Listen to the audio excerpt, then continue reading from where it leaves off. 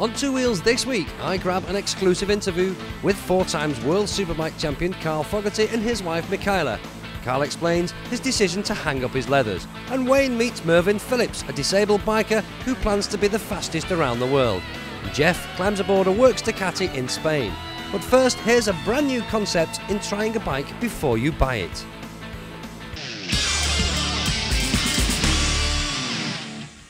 This is Three Sisters race circuit here in Wigan in Lancashire, and no, it's not just another track day.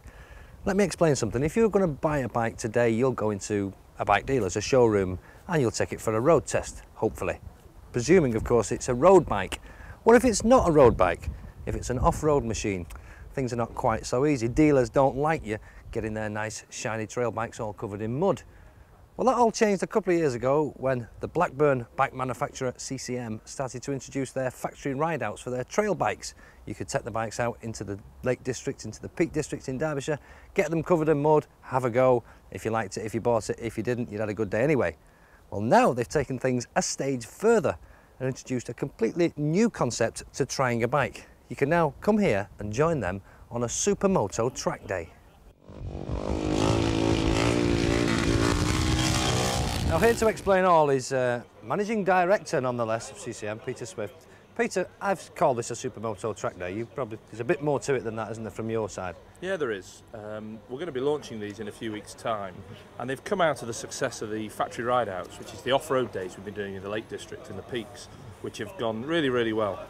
It gives people a chance to come and actually ride our motorcycles before they buy, or just to try something new. Well, that's great for the off-road, and that's done so well that I've actually formed a team of people now, which Austin Clues is heading up as the managing director of what we're calling CCM Sport. And CCM Sport at the NEC is going to launch a new vehicle, which is the Supermoto track days. And we're here at Three Sisters today to really try it out, because it gives people a chance who've never ridden a Supermoto style bike before to really have a go and see what the bike can do. Yeah. Because it's not like a road race track day. On something like this, we provide all the bikes. We've got a fleet of 20 bikes here, and on a tight circuit like this, you can really throw it around the corners and learn how to get down. It can either be knee down or foot out, whichever way you like to ride, but just have fun. Oh, well, we've seen evidence of that today. I mean, there's some very quick lads here. You've got some pretty good riders. Who have you got here with you today?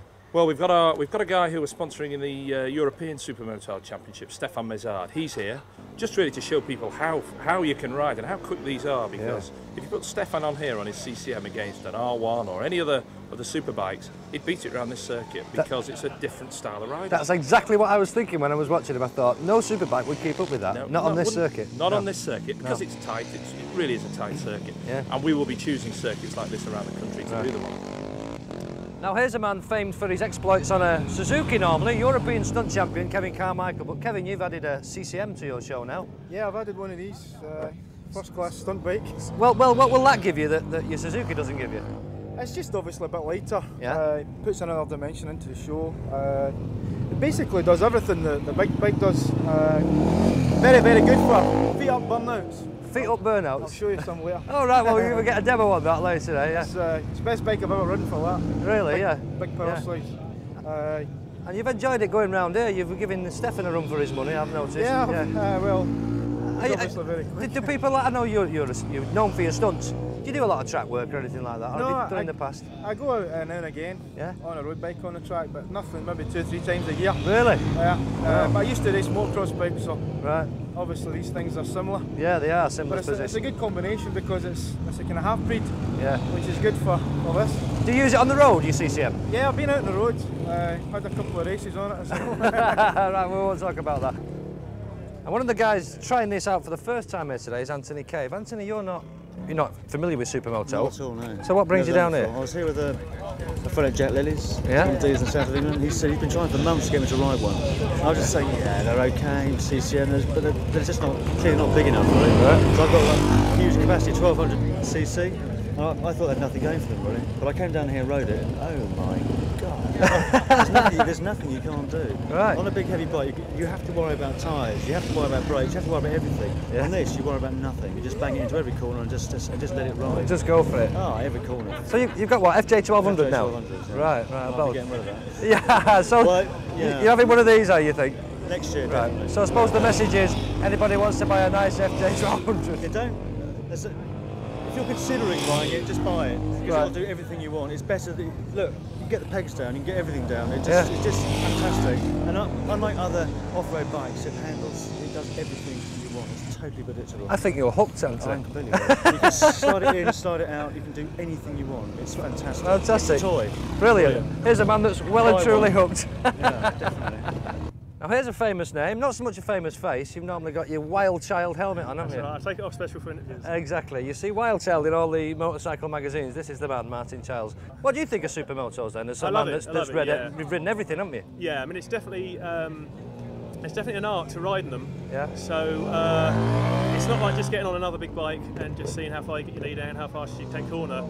In here, the idea is to get the back turned before the corner, Yeah. which helps you get through the corner quicker. Yeah. So I mean, when you see people do it, it's just the best work of art It looks ever. very easy, but Yeah. that's the art of being good at something, Well, isn't it? exactly. Yeah. I mean, Yeah. good people can make anything look easy.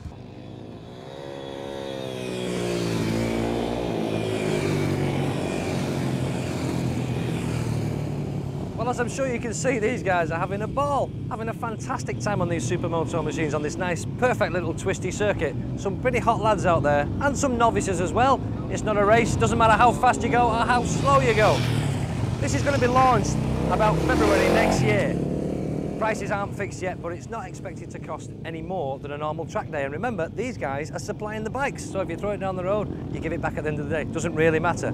If I were you, I'd look out for details and do yourself a favour and have a go.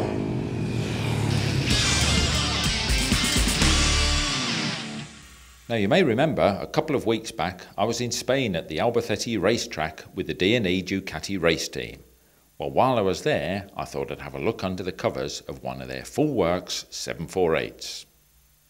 Now it's probably a well-known fact that I'm well into Ducatis, and if you like them and you like them naked like this, you'll love this one. This is a racing 748. How different is it from yours? Well, for a start off, if you look at these tyres, I doubt if you got yours like that. I certainly haven't, I'll be honest there. Look at them, well and truly frazzled. But coming up here, one of the biggest differences you've got, the EPROM, the engine management system, instead of being up on the tail there, it's brought up the front end here. It actually saves weight in that they save the weight of the wiring loom going back, would you believe? But in there, you've got a little EPROM plugged in there. Instead of the normal way that your dealer would actually plug his servicing gizmos into there and adjust all the ignition timing and the fuel mapping, it's all done from in there with an EPROM tailored for this particular bike. Mustn't forget that's got to go in there properly. In fact, I think I'll hold on to it. Looking up there at the clocks, no speedo, of course. Who wants a speedo? You've got temperature and you've got the all-important rev counter. 12,000 revs it's red-lined at. Sounds beautiful. Down on the air scoops here, carbon fibre, of course, racing kit straight from Ducati. You've got your little logger there, your lap counter comes up above there. Down here, you've got the radiator, but just before I say that, let me say the front forks here, they look like standard showers. They're not. They've been revalved inside and modified to suit each individual rider. But that radiator, that bit's standard Ducati, but this bit is added on at the front for extra cooling. Not double the capacity, but very nearly. Coming along here, fairing panel off, of course, but what you got here is a belly pan, which is also a catchment area as well. If the engine should let go and explode, the oil has to be caught in there, and that's why it's got that back piece on the back, stop the oil spilling onto the track. One of the neatest things, though, is this. See this? This is a military style cable connector, so if you get any problems with the electrics, you can quickly change units with no messing, and those connections are dead reliable. They have to be, it's military kit. Got all these lovely anodized screws as well. Won't go into the engine internals while we're here, but another big difference, down here the injector chokes, massive of course, but these are the injectors, single point injectors right above the throttle butterflies, not going into the side like an ordinary road going Ducati. And of course the top part, which is under the tank, forms the airbox. Coming back here, and unique to all road racing bikes, is the gear change. You haven't got a linkage here because this gear lever actually operates the other way round. This is because when you're cranked over going around a left-hander, you don't want your foot under there to change up. So on this one, when you're changing up through the gears, you're actually tapping the lever down because otherwise you're going to fetch yourself off, aren't you? Different rear sets, of course, tiny little ones mounted in a different position. Works shock absorber there, looks similar, but it ain't. Coming back here, you've got the Works exhaust system. Look at the size of those exhausts there. Titanium as well, wafer thin. Down here you can see the rear disc. Looks rather odd, scalloped out there, all for weight saving. You've still got some sweat pad area, but that's all for weight saving. What else have we got round here? You just see down there the clutch. Got extra weight springs in there to give you maximum grip, and also all the casing is being cut away for maximum air cooling, because you don't want to end up cooking the clutch at the end of the day. And that's about it. Those are the significant differences. But doesn't it look beautiful?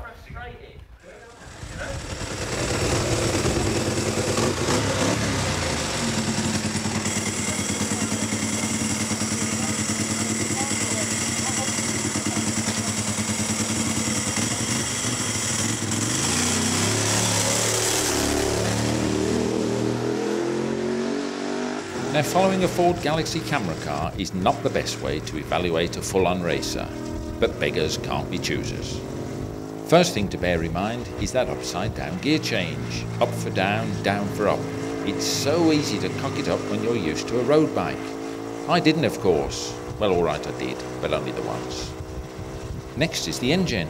Factory cams, factory heads, factory airbox and a full works injector setup at about 20 brake horsepower to a standard 748R, making it feel much more like a 996. Obviously the bike wasn't set up for me, and at first the steering setup felt rather odd, ready to tip into a corner before I was, but as the lap progressed that feeling disappeared. Like a thoroughbred racehorse, you could feel it champing at the bit. Squeeze open the throttle and those hard-edged power shots were just bursting to escape, but still the camera car stayed ahead. Riding a race bike is a privilege, of course, that not many of us have, but I was really disappointed that I couldn't have had longer. The 2.1 mile 13-turn circuit was a challenge in itself, but given a day or two I reckon I would have cracked it. I might even have got into 6th gear.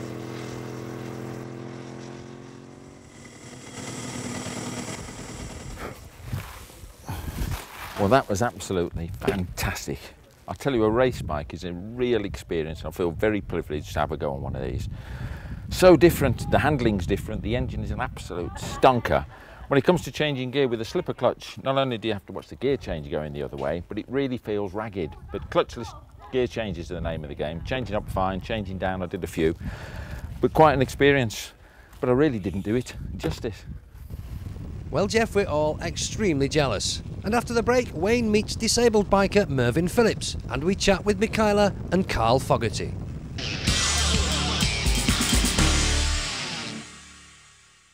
Working on two wheels does give us the opportunity to meet some amazing characters. But this daft twit takes the biscuit. I want to introduce you here to Mervyn Phillips. Mervyn! Yes, Wayne. In brief now, explain to our viewers what on earth you're going to do. Well, I'm going to travel around the world. I want to go for the Guinness World Record, which stands at 31 days, 20 hours. See? I told you this, stupid. So, 31 days you're going to beat. I hope to do it in 30 days. Going around the world. So you're on a bit of a practice run at the moment because you're going around the coastal line of this country. You're That's going around right, Great Britain. Then you're going to embark on Europe and do some miles around Europe. But we need to share a problem you've got with our viewers, and that is a disability. Oh, right, yeah. Yeah, so come on, shock us. Show them the disability. See, Mervyn here happens to have something I've always wanted for Christmas. You know, a wooden leg, just put it short like. So you have got this disability, of which, to be honest with you, you've handled fantastically well. Thank you. And the truth is, you haven't actually done it on what is a motorbike as such. You've done it on a wet bike. That's right, yeah. Yeah. The equivalent for water. Yeah, yeah. So it's bikes. Yeah, absolutely, all Yeah. the life. Yeah. And if you're going to celebrate the fact that it's a bike, That's right. how long ago did this occur then? I had the accident in 1986. After 7 operations and 4 years, I had it amputated in 1990. So basically it's 10 years now Right. since I had it amputated. But you're very mobile. I mean, you're phenomenally mobile. You're riding your motorbike. You've not let that stop you riding your motorbike, and you get around on it. But it's going to be a major problem to you, obviously, doing the world trip. Oh, yeah, yeah. Tell us in brief, just what problems you reckon you're going to incur. Well, basically, I've got 12 hours every day with the leg on. Beyond that, I lose time. So I've got to ride without the leg on quite a few of the legs. To get your hours to in. keep the hours going, yeah. Right. But you modified your bike to help here, haven't you? That's right. You know? I've got a centre stand fitted, and I'm going to be fitting that with a hydraulic pump so that I can put the centre stand down when I haven't got my leg on. So you don't fall over. That's the idea, yeah. Right. And to help with the riding of the bike, you've also done some more modifications because you've got a gear change method that is different. Yeah. You know, the normal biker on the street, he uses his foot to up and down the gear change. You use a button. That's right, yeah. A Formula One, clickatronic, yeah. Formula One cars, yeah. And so that obviously helps, obviously. What else do you think are going to be your problems whilst you're travelling? Just the leg, I think, really. I mean, obviously, all of the things that any biker faces, potholes and animals and what have you. But I think the leg will be the hardest one to work with because it literally has only got a 12-hour day. Beyond that, you know what I mean? So I think that's going to be my biggest problem. Are you doing this just for your self-satisfaction? Totally, yeah. That's amazing. And what sort of, I mean, it's going to be a phenomenal cost that's going to be incurred to you, let alone the obvious, that's petrol in the tank. You've got all these extra costs of the features of the bike and your general day-to-day running. How have you mastered that? How have you sorted that out? I've got a few sponsors coming on board. Triumph are helping a little bit. I mean, I obviously don't want to give a bike to everybody like they did with Nick, because everybody wants one. So I've bought Nick Saunders. Nick Saunders. He owns the record. He owns the record. Yeah. I admire him. I mean, he's done a brilliant job. On the ride. And you've watched his video, so you've learned from his errors and what he's hopefully. Learned. I did phone him and I talked, and he didn't really want to give me too much advice, but he did wish me luck on the journey. But basically, I've got a website, londontolondon.com.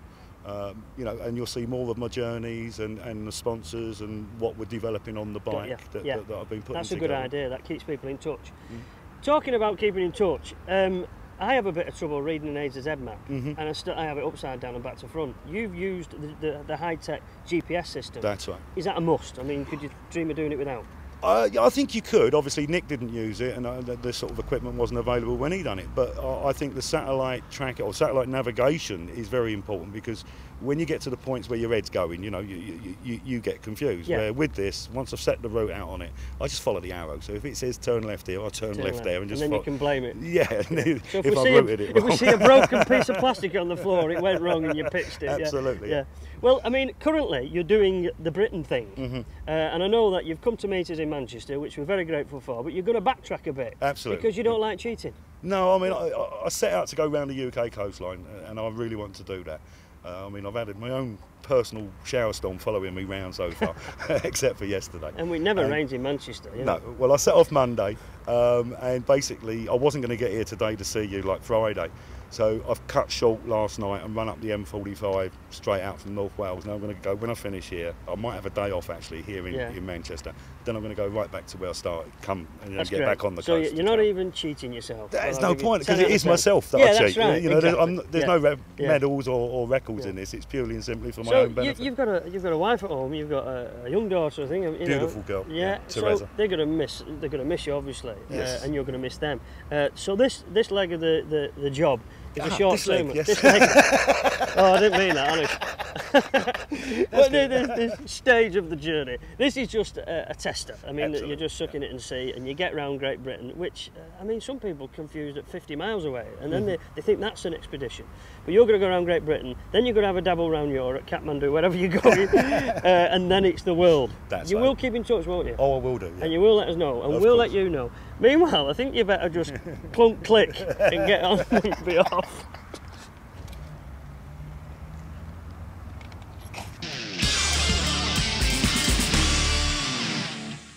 You would have to have been on a different planet for about the last month to know that to not know that Carl Fogarty's decided to hang up his leathers. There's the man himself. Carl, has it sunk in yet?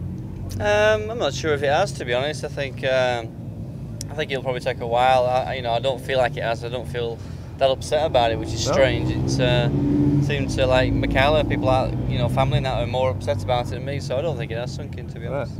You're going to see a bit more of him now, Michaela. Yeah, I am, aren't I? How do you fancy that? Well, I don't know though, because I always used to go around with him as well, so it isn't, it's just going to be the same. It's just going to mean that we're in this country more and we can get to the kids more, and it's a bit of mixed feelings for me really, because it's been our life. It has, hasn't it? I mean, and, just going around and doing what we do, I thought I'd be more than happy to stop all this, and then, the day came and I can't believe how sad it was. Really, yeah. It must have been a very, very hard decision to make.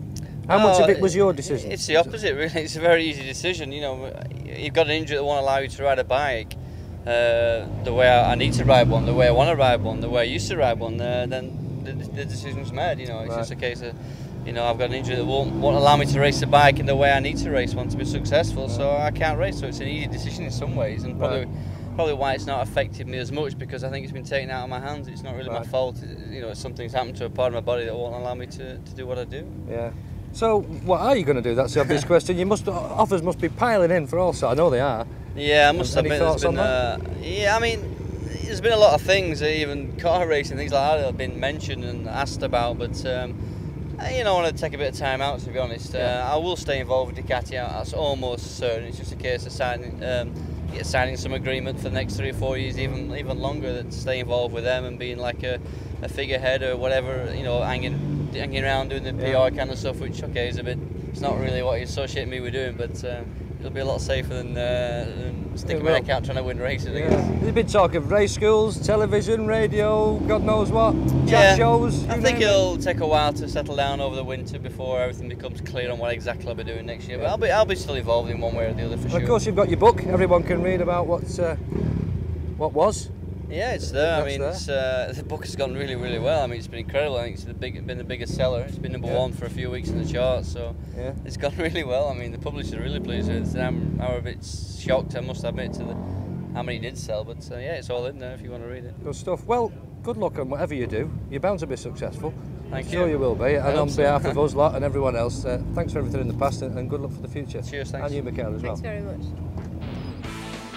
And on Two Wheels next week, Jeff travels to meet some members of the Goldwing Owners Club of Great Britain, and I step back in time on Malaguti's award-winning Yesterday scooter.